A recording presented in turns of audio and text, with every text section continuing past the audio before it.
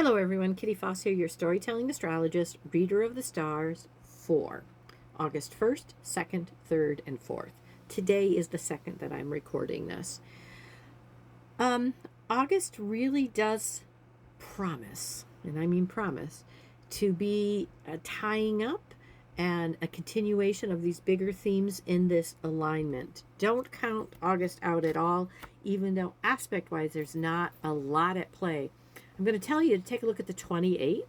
The 28th has, it's the full moon, it's the lunar eclipse. It has Uranus in 3 different aspects, all in squares, so there's discernment. It has that moon that will be in Pisces, working with our will, moving forward. It will not be about awakening. There is some major, the word they just said was upheaval, that is happening. It doesn't mean that it's scary, but it does mean, and it's all this is Gemini, so this is all about how we experience things, how we communicate. And Venus, the ruler of Gemini, is also in that square of discernment. So be aware of the 28th. Whatever intuitively comes to you right now about the 28th, pay attention to that. So let's talk about the first. We had the moon in Pisces, and by the way, that's when the full moon will also be in Pisces. So interesting. So the moon on the first was not talking at all about moving us forward, that Pisces moon in Leo. So, but what it was working with is our Mercury, how we're experiencing things, how we are taking a look at things. That Pisces, that Mercury that's still in Cancer because of its retrograde, now it's moving forward, is working in the background with that Pisces moon. So pay attention to that. On the 2nd, we still have that Pisces moon, void of course, at 8:30 a.m. and then in Aries by the afternoon. And when it is still in Pisces, it is asking for some discernment about where are we putting our attention, where are we stepping forth with that placement of Mars in Gemini. So how am I experiencing this? How am I sharing information? And there's an opposition with our Venus energy that is going to be newly in Libra. So, and is the ruler of Libra. So what is the midpoint about how I am stepping forth with my own personal energy with flow, because it's still in the void, of course, so your own energy is working with that, and taking a look at how that moves forward. So there's a lot of setup for the 3rd. The 3rd of August is an Aries moon, so it's the beginning of that cycle, and that moon is activating our vision.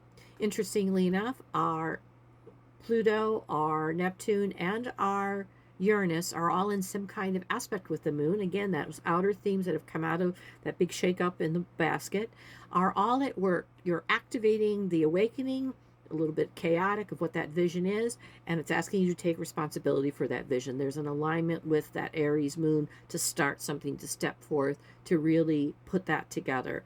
Meanwhile, in the background, we have the Sun and Jupiter that are working together to awaken, to have us learn, to look at truths, and to move forward with those truths in this new cycle. That is the character of this new cycle of the moon that will end with a full moon, getting ready for that movement into on the 29th of the moon back into this Aries placement. And it is conjunct Saturn, so it is working on that structure. So the 3rd is all about that structure, stepping forward. How do I move forward? How do I learn about this? This is happening in the background, and I'm able to activate my vision. I'm able to activate this awakening energy by the fact that I'm taking responsibility for this.